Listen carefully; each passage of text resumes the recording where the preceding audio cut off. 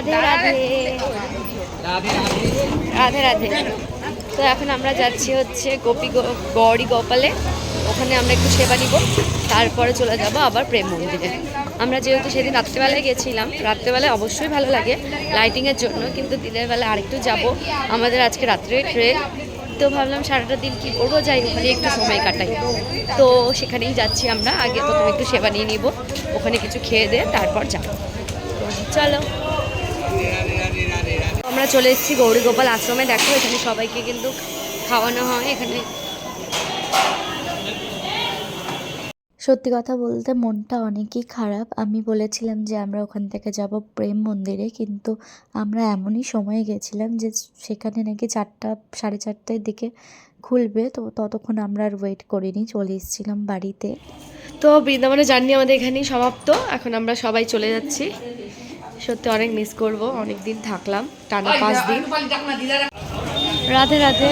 তো এখন আমাদের যাওয়ার পালা। দেখো লাগেজ টাগেজ সব রেডি, এখানে বাবা, ওই যে মা, এখন আমরা সব যাচ্ছি।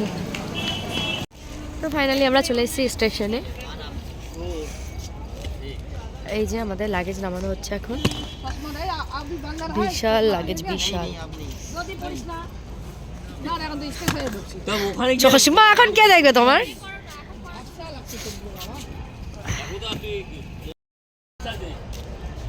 তো পেছনে লাগেজ নামানো হচ্ছে। আমাদের ট্রেন যদিও লেট আছে, 10:50 ট্রেন, আমরা একটু আগেই চলে আসলাম। এখন তোমার 9:11 বাজে, যেহেতু আগে আসাটাই দরকার। আমরা নেমেছি মথুরা জংশনে, এখান থেকে ট্রেন,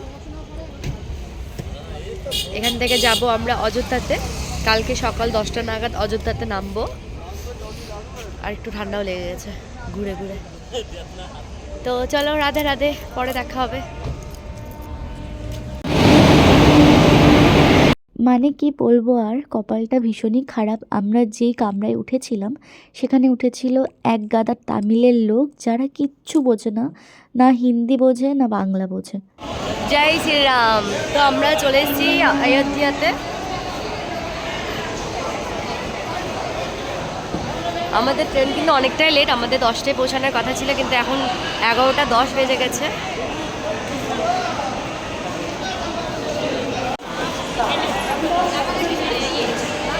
তো এই হচ্ছে অযোধ্যার প্ল্যাটফর্ম। কি সুন্দর করেছে দেখো, বেশ বড় সড়ো করে।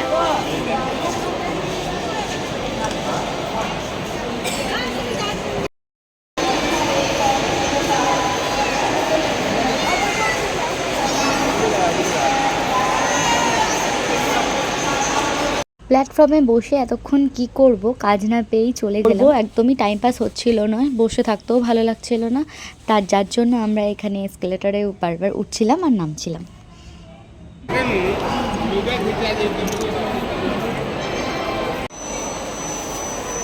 ওয়াও, কি দারুণ ভাবে করা এই জিনিসটা।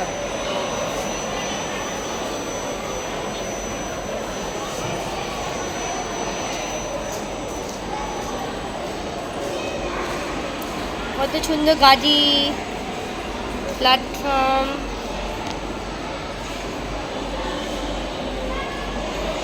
দারুণ ভাবে করেছে, দারুণ ভাবে। স্টেশন বিল্ডিং, আচ্ছা এই বিল্ডিংটা আর কি।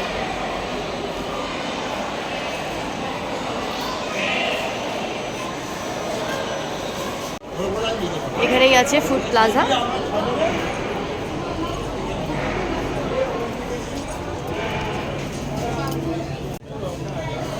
এখানে হচ্ছে প্ল্যাটফর্মের ভেতরে দেখো খুব সুন্দর একটা রেস্টুরেন্ট আছে, এখানে তোমরা সব কিছুই পেয়ে যাবে। এখানে আছে জুস, মকটেল। মকটেল খাবি? জুস। এখানে রয়েছে বিস্কিটস, কেক, আর এখানে রয়েছে প্যাটিস। এখানে রয়েছে প্যাটিস, ক্রিম রোল। এই দেখো,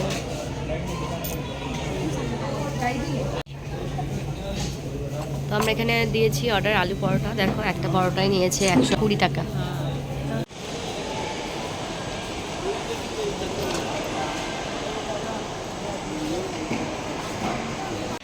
এখন বাজে 12:47, টানা কয়েক ঘন্টা ওয়েট করার পর এখন ফাইনালি আমরা যাচ্ছি। তো আমরা ফাইনালি চলে এসেছি অযোধ্যাতে। এখানে দেখো রামলালার অনেক ফটো মূর্তি আছে। এই জায়গাটা সত্যি কথা বলতে খুবই সুন্দর লাগছে, বেশ পরিষ্কার পরিচ্ছন্ন আছে, অনেক দোকানপাট আছে। আর আমরা যে রুমে আছি সেই রুমটা আমি তোমাদের সাথে পরে শেয়ার করব। এখন আমরা যাচ্ছি মন্দিরে একটু অন্ন খেতে, এখানে সেবা দেওয়া হয়, সেখানেই যাচ্ছি আমরা। দেখো কি সুন্দর, অনেক দোকান আছে রাস্তাঘাটের আশেপাশে।